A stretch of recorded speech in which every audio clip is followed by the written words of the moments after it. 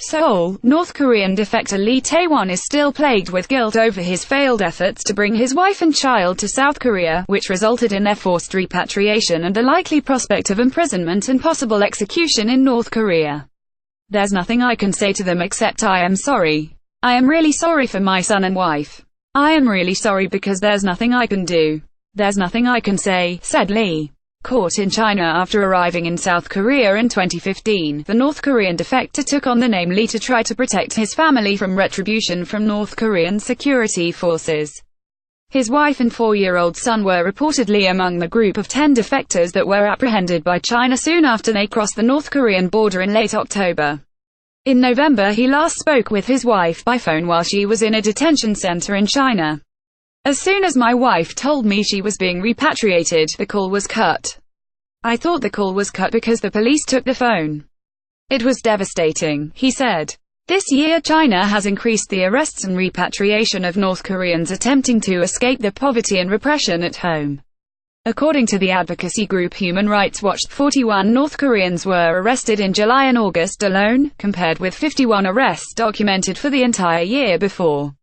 Analysts attribute the rise in border arrests to efforts by China to discourage a possible flood of refugees as tougher economic sanctions imposed for Pyongyang's repeated nuclear and missile tests increases poverty and food scarcity among ordinary North Koreans.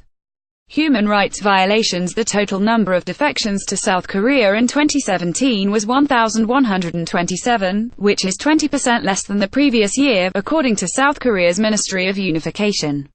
Phil Robertson, the deputy Asia director at Human Rights Watch, has criticized China for violating the UN Refugee Convention by designating North Korean refugees as illegal economic migrants, and forcibly repatriating them despite the likelihood they will be imprisoned and likely subjected to inhumane treatment.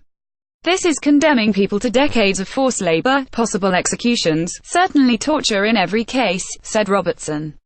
China has also reportedly blocked the United Nations Security Council from acting on a General Assembly recommendation to refer North Korea to the International Criminal Court for Crimes Against Humanity, based on a 2014 Commission of Inquiry report documenting a network of political prison camps and systematic human rights abuses, including murder, enslavement, torture, rape, and other UAL violence.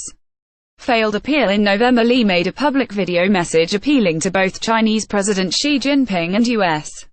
President Donald Trump to intercede and prevent the repatriation of his family, during the time the U.S. leader was visiting the region. His plea went unanswered. Lee was later told by a friend in North Korea that his wife and child were turned over to a North Korean State Security Department in late November. But he continues to speak out to focus world attention on the dangers and atrocities faced by North Koreans seeking to flee the authoritarian state. "It is my goal to inform the international community of the pain defectors in South Korea are experiencing, and the pain North Koreans face," said Lee.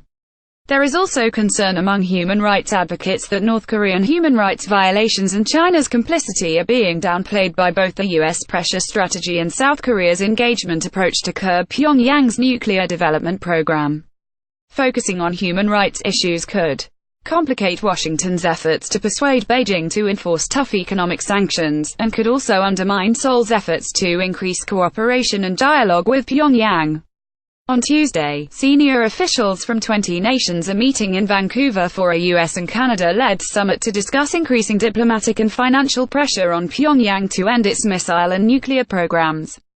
China will not attend the summit and has instead called for continuing the temporary reduction in regional tensions, due to North Korea's participation in the upcoming Olympics and the US postponement of joint military drills in South Korea. Yumi Kim and Hyunjin Christine Kim contributed to this report from Seoul.